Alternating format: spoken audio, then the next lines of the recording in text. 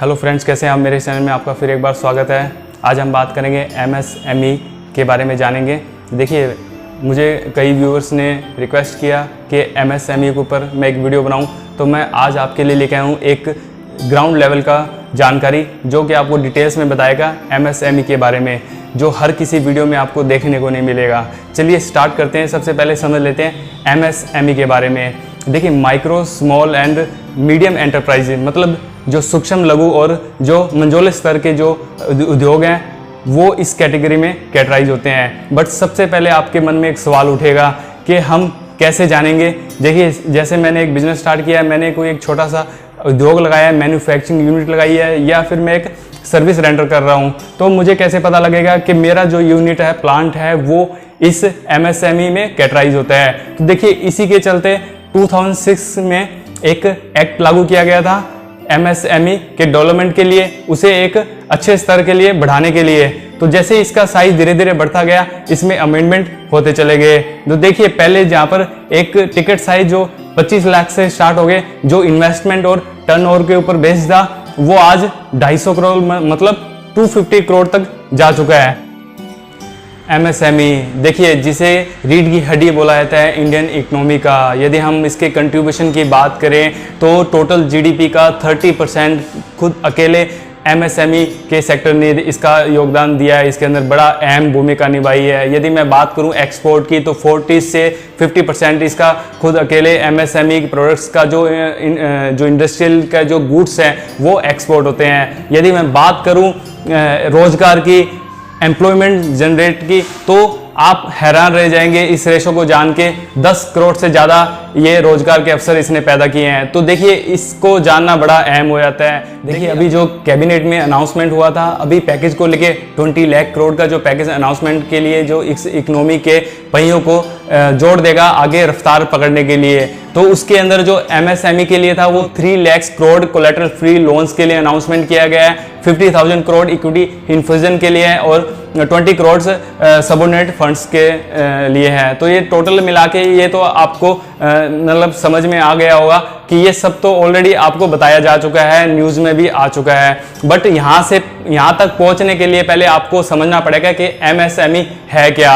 इसको एक ground level से थोड़ा सा समझ लेते हैं। देखिए, ये जो एक्ट 2006 में इसे लॉन्च किया गया था, MSME डेवलपमेंट एक्ट के नाम से जाना जाता है, और इसके अंदर 2 सेक्टर में इसको डिवाइड किया गया। First is manufacturing units and second is service sector. यदि मैं मैन्युफैक्चरिंग यूनिट्स की बात करूं, तो जो रॉ मटेरियल मतलब कच्चे माल से पक्का माल तैयार करते हैं, जो मैन्युफैक्चरिंग का काम करते हैं, या हम ये कह सकते हैं जो गुड्स प्रोड्यूस का काम करते हैं, वो यूनिट्स को मैन्युफैक्चरिंग यूनिट्स में लाया गया था। और यदि सर्विस सेक्टर की बात करूं, तो जो सर्विस प्रोवाइडर हैं, या हम ये कह सकते हैं जो सर्विस रेंडरिंग का काम कर रही है, वो सर्विस सेक्टर के अकॉर्डिंग है। तो देखिए, इसमें 2020 मतलब 2020 में इसके अंदर जो इसकी डेफिनेशन चेंज कर दी गई है। यदि जहां 2006 के अंदर इसे लॉन्च किया गया था, तो उसका जो MSME के कैटेगराइजेशन के अंदर, डेफिनेशन के अंदर जो इन्वेस्टमेंट और टर्नओवर की जो बात की गई थी, वो 25 लाख से स्टार्ट होती थी, आज ये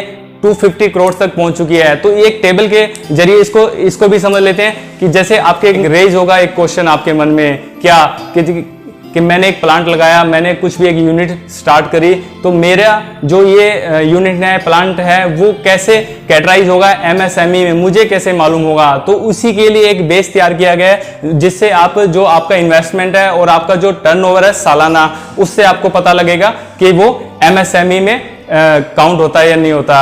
और उसके बाद हम बात करेंगे इसके रजिस्ट्रेशन की, कि ये MSME मतलब रजिस्ट्रेशन यहाँ जो करवाना कितना अनिवार्य है, या फिर हम ये कह सकते हैं कि जो उद्योग आधार मेमोरेंडम है वो आपके लिए कितना रिक्वायर्ड है, वो जरूरी है या नहीं है, उसके बेनिफिट्स क्या हैं, उसकी बेसिक जो आपके एलिजिबिलिटी है, डॉक्यूमेंट्स है, रिक्वायरमेंट है जो आपको रजिस्ट्रेशन करने के लिए, वो क्या क्या है, और आपको कहाँ जाके रजिस्ट्रेशन करना है, इसके बारे में सारी बात करेंगे। चलिए बने रहिए मेरे साथ।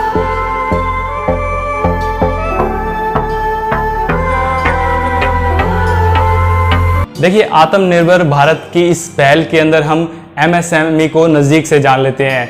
एक छोटी सी टेबल से आपको बड़े आराम से समझ में आ जाएगा, और आप इसे एक स्क्रीनशॉट भी इसका रख सकते हैं। देखिए, जहां मैं बात करता हूं इन्वेस्टमेंट की और टर्नओवर की, यदि आप बिजनेस की बात करेंगे तो इसके अंदर सबसे ज्यादा इन्वेस्टमेंट का ही महत्व है कि आपने कितनी पूंजी लगाई, और दूसरा टर्नओवर जो आपको सालाना कितना कमा के दे रहा है बिजनेस आपका। यदि मैं बात करूं माइक्रो एंटरप्राइज की, तो यहां पर इसका जो इन्वेस्टमेंट है वो 1 करोड़ और टर्नओवर 5 करोड़ से ज्यादा नहीं होना चाहिए। यदि इसका ये रेशो इतना रहता है तो ये आपका माइक्रो एंटरप्राइज में, मतलब सूक्ष्म उद्योग में काउंट होगा। यदि मैं स्मॉल एंटरप्राइज की बात करूं, लघु उद्योग की बात करूं, तो ये आपका रेशो 10 करोड़ से 50 करोड़, मतलब इन्वेस्टमेंट आपका 10 करोड़ और टर्नओवर जो है वो 50 करोड़ से ज्यादा नहीं होना चाहिए। अप टू ये जो डिटेल्स दी गई है इसके अकॉर्डिंग आपका जो उद्योग है वो स्मॉल एंटरप्राइज में काउंट होगा। और यहाँ बात करते हैं मीडियम, मतलब मंझोले जो उद्योग है उसके बारे में, तो ये जो रेशो है 50 और 250 करोड़ तक चला जाता है। तो देखिए, इसे समझना बड़ा ही आसान है, बट इससे आगे हम थोड़ा सा हमें ये जानना जरूरी है कि ये जो आत्मनिर्भर जो भारत है, इसकी जो पहल है, इसके अंदर जो पैकेज दिया गया है उसका बेनिफिट हम कैसे ले सकते हैं, इसके अंदर जो रजिस्ट्रेशन करना है वो अपने को कैसे करना है। चलिए देखिए, एमएसएमई का जो रजिस्ट्रेशन करेंगे उसके लिए आपको जो डॉक्यूमेंट रिक्वायर्ड रहते हैं उसकी डिटेल्स थोड़ी सी जान लेते हैं। इन शॉर्ट में थोड़ा समझ लेते हैं, आपको बेसिक समझ में आ जाएगा। देखिए, सबसे पहले हमें समझना है कि जो बिजनेस एड्रेस प्रूफ है, मतलब जहां आपने इस्टेब्लिशमेंट किया है बिजनेस का, अपना जो बिजनेस चला रहे हैं या फिर आपको आगे बढ़ाना है, या फिर जो वहां पर आपने ऑलरेडी स्टेबिलिटी वहां की है वो प्रूफ आपको दिखाना है। ये प्रॉपर्टी टैक्स रिसिप्ट हो सकती है, या फिर वहां का जो लीज डीड है, यदि वो लीज पे प्रॉपर्टी है और उस पर आप बिजनेस चला रहे हैं तो वो उसकी डीड की कॉपी हो सकती है, तो वो आपको रेडी रखनी है, तैयार रखनी है। Copy of sale and purchase bill, यदि हम बात करें, यदि कोई भी प्रोडक्ट आप खरीदेंगे बेचेंगे तो उसके अंदर सेल बिल और परचेज बिल तो यूज होगा, तो उसी की डिटेल्स आपके पास होनी चाहिए। यदि मैं बात करूं परचेज डीड और यदि मैं बात करूं कि आपकी जो फर्म है वो पार्टनरशिप फर्म है, यदि आपके पार्टनर्स के थ्रू वो फर्म तैयार की गई है और वो रजिस्टर्ड है, पार्टनरशिप डीड वहां पर रिक्वायरमेंट रहती है। यदि वो पार्टनरशिप फर्म ना होकर यदि कोई कंपनी है, ऑर्गेनाइजेशन है, तो उसके अंदर आपका मेमोरेंडम ऑफ एसोसिएशन और आर्टिकल्स ऑफ एसोसिएशन लगेगा साथ में। और वहाँ का आपका जो बिजनेस का स्टेबिलिटी, मतलब जो सर्टिफिकेशन ऑफ रजिस्ट्रेशन प्रूफ साथ में चाहिएगा। देखिए, काफ़ी तरह के बिजनेस ऐसे हैं जहाँ पर वहाँ पर बिजनेस स्टेब्लिश या आगे बढ़ाने के लिए हमें गवर्नमेंट अथॉरिटी से अप्रूवल चाहिए और उसी की लाइसेंस की कॉपी वहाँ साथ रखनी पड़ती है। और यहाँ पर बिल या फिर जो दूसरा जो बिजनेस इस टाइप का हो सकता है जिसके अंदर हमें प्लांट एंड मशीनरी की परचेज बिल की कॉपी साथ में लगानी है, तभी इसमें रजिस्ट्रेशन कर पाएंगे, समझ पाएंगे कि एमएसएमई के थ्रू हमारा रजिस्ट्रेशन अनिवार्य है। चलिए आगे इसको समझते हैं कि इसके बेनिफिट्स क्या हैं। यदि हम एमएसएमई में रजिस्ट्रेशन करते हैं, यदि हम उद्योग आधार मेमोरेंडम का यूज करते हैं, वहां जाके साइट पे आप रजिस्टर्ड करते हैं, तो उसके बेनिफिट्स क्या हैं आपको बेनिफिट्स पता होना चाहिए, बेसिक आपको पता होना चाहिए कि हम ऐसा क्यों कर रहे हैं, तो वो भी हम समझ लेते हैं। देखिए, यदि आप कोई स्कीम का बेनिफिट लेते हैं या फिर हम ये कह सकते हैं कि कहीं रजिस्ट्रेशन आपको करवा रहे हैं, तो उसका कुछ ना कुछ बेनिफिट तो आपको मिलता है। अननेसेसरी कोई भी स्कीम लागू नहीं की जाती। देखिए, यदि मैं बात करूँ कि एमएसएमई का जो रजिस्ट्रेशन हम कर रहे हैं तो इसका बेनिफिट क्या है, हम बेसिक सी चीज़ें जान लेते हैं कि जो सबसे पहले जो बैंक लोन आपको मिलेगा चिपर देन नॉर्मल। यदि आपका बैंक लोन इंटरेस्ट कहीं ज़्यादा है और यदि आपने यहाँ रजिस्ट्रेशन कर रखा है, क्योंकि यहाँ पर इस स्कीम में आपको बढ़ावा मिलेगा, लोन मतलब लघु उद्योग को बढ़ावा करने के लिए कहीं ना कहीं गवर्नमेंट फैसिलिटेट करती है इंटरेस्ट कम रखने के लिए। तो यहाँ पर नॉर्मल जो बैंक रेट से यहाँ पर चिपर रहेगा आपका। देखिए, दूसरा क्या है कि यहाँ पर प्रेफरेंस रहता है जो मतलब जो गवर्नमेंट के जो लाइसेंस है, यदि आपको कहीं यूनिट्स लगाने के लिए कहीं लाइसेंस की रिक्वायरमेंट पड़ती है तो वो यहाँ पर आपको इजीली मिल जाता है। इजी टू क्रेडिट, यदि मैं बात करूँ कि कहीं से आपको क्रेडिट भी लेना है, उधार पे भी कोई माल उठाना है, तो उसका भी आपको बेनिफिट मिलता है। यदि गवर्नमेंट टेंडर्स की मैं बात करूँ तो इसमें प्रेफरेंस दी गई है। और यदि मैं बात करूं वन टाइम सेटलमेंट की, ओटीएस की बात करूं, यदि एमएसएमई के थ्रू यदि आपका लोन किसी वजह से ड्यू रह जाता है और आप सक्षम नहीं है लोन भरने में,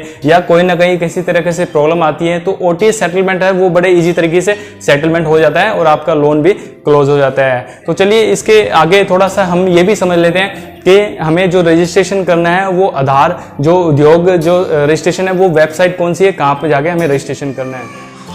एमएसएमई रजिस्ट्रेशन, या फिर हम ये कह सकते हैं जो उद्योग आधार रजिस्ट्रेशन है वो आपको या तो आप एमएसएमई msme-udyog-aadhaar.com पे जाके कर सकते हैं, या फिर आप जो गवर्नमेंट की जो ऑफिशियल वेबसाइट है msme-registration.in पे जाके जो MSME रजिस्ट्रेशन करती है, या फिर स्मॉल स्केल जो इंडस्ट्रीज़ के लिए है उद्योग आधार, वो सेम प्रोसेस है। वो उसके अंदर आपको वहाँ जाके उसमें डिटेल में आपको अपनी डिटेल्स जाननी है। देखिए आधार नंबर जो 12 डिजिट का जो नंबर होता है, उसके थ्रू आपका एक रजिस्ट्रेशन नंबर इंडस्ट्री का, बिजनेस का आपका एक आपको रजिस्ट्रेशन नंबर मिलेगा। तो देखिए टोटली फ्री है, आप वहाँ जाके रजिस्टर कर सकते हैं। डिटेल्स आपको अपने नाम, एड्रेस, बिजनेस की कंप्लीट डिटेल्स आपको वहाँ फिलअप करनी है।